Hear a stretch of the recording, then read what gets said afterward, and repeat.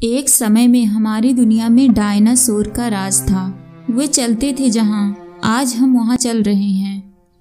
इसी और इसी धरती पर लड़ाइयां लड़ी। डायनासोर ने करीब 14 करोड़ सालों तक इस धरती पर राज किया। डायनासोर की कई हजार प्रजातियां थी। इनमें से कुछ शाकाहारी थे तो कुछ मांसाहारी, तो कुछ डायनासोर बहुत ही शांत स्वभाव के थे। वहीं कुछ डायनासोर बहुत ही हिंसक और खतरनाक थे। ये उस समय के सबसे सफल जीव थे। लेकिन फिर अचानक ऐसा क्या हुआ? आखिर वह कौन सी घटना थी जिसने इनका नामो निशान ही मिटा दिया? इसे जानने के लिए हमें करोड़ों साल पीछे जाना होगा और इस डायनासोर के उस अंतिम दिनों को करीब से देखना होगा। तो आइए चलते हैं 6 करोड़ 50 लाख साल पीछे। आज से करीब 6 करोड़ साल पहले धरती पर मौसम सामान्य था। चारों ओर सूरज की रोशनी बिखरी हुई थी। जब ये सारी डायनासोर की प्रजाति बड़े ही आराम से ये डायनासोर धरती पर अपना जीवन बिता रहे थे, तब 10 करोड़ साल पहले ही इनकी किस्मत लिखी जा चुकी थी। 10 करोड़ साल पहले एक छोटा सा एस्टेरॉयड का टुकड़ा जो अंतरिक्ष से आ रहा था, वह पृथ्वी से लगभग 20 करोड़ मील दूर मंगल और बृहस्पति के बीच बने क्षुद्र ग्रह में घूम रहे एक बड़े एस्टेरॉयड से जा टकराता है। इस टकराव से बड़े एस्टेरॉयड की दिशा बदल जाती है और वह क्षुद्र ग्रह बेल्ट से निकलकर सीधे पृथ्वी की ओर 22 मील प्रति घंटे की रफ्तार से पृथ्वी की ओर आने लगता है। जब यह एस्टेरॉयड पृथ्वी से 3,84,000 किलोमीटर की दूरी पर था, तब धरती से शायद डायनासोर का अंत न होता यदि यह एस्टेरॉयड पृथ्वी के उपग्रह चांद से टकराता। लेकिन नियति को कुछ और ही मंजूर था, इसलिए यह बड़ा एस्टेरॉयड चांद के बहुत नजदीक से गुजर गया। 40 किलोमीटर के व्यास 2 ट्रिलियन मीट्रिक टन के ये एस्टेरॉयड प्रत्येक सेकंड के साथ धरती के करीब बढ़ता जा रहा था। ये एस्टेरॉयड जब पृथ्वी के वातावरण के संपर्क में आया तो इसकी रफ्तार 70,000 किलोमीटर प्रति घंटा हो गई। पृथ्वी के वायुमंडल में घुसते ही घर्षण की वजह से ये भयानक आग के गोले में बदल गया। ये इतनी रफ्तार से धरती की ओर बढ़ रहा था कि सिर्फ 4 मिनट में इसने अटलांटिक ओशियन को पार कर लिया। इसकी चमक इतनी अधिक थी कि धरती पर टकराने से पहले ही हजारों जीव आग के दहकते गोले को देखकर पूरी तरह अंधे हो गए। ये जीव उस उल्का पिंड को देख नहीं पा रहे थे, लेकिन वे इसकी भयानक गर्मी को महसूस कर रहे थे।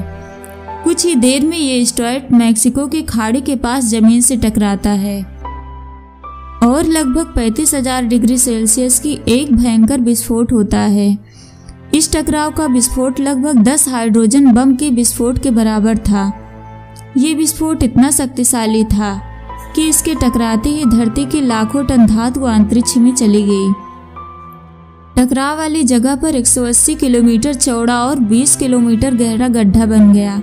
विस्फोट के कारण इस गड्ढे का सारा मेटल पत्थर आसमान में धूल के बड़े बादलों में बदल गए। भूकंपी तरंगों ने सभी सक्रिय ज्वालामुखियों को दहका दिया, जिसके कारण जगह जगह डायनासोर का विनाश शुरू हो गया। धरती के महाविनाश की प्रक्रिया आरंभ हो चुकी थी।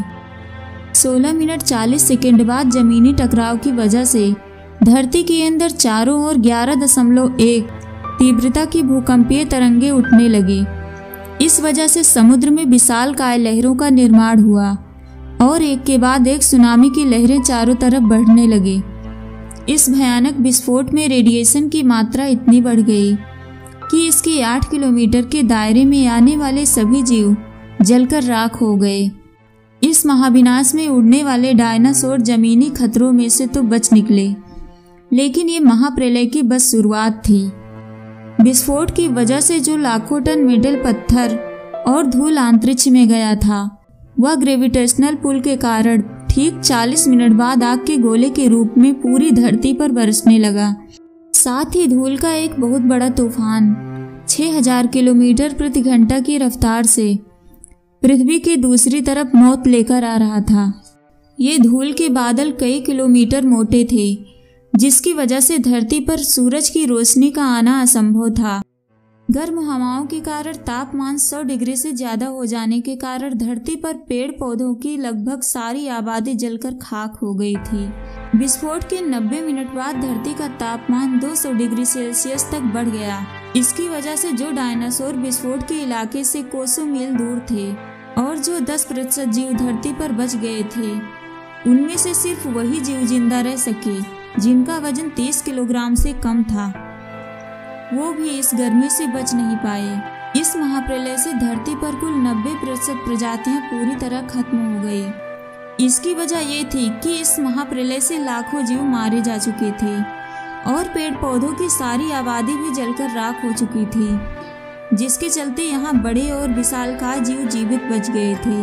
उन्हें भरपूर मात्रा में खाना पीना न मिलने के कारण उनकी भी मृत्यु हो गई।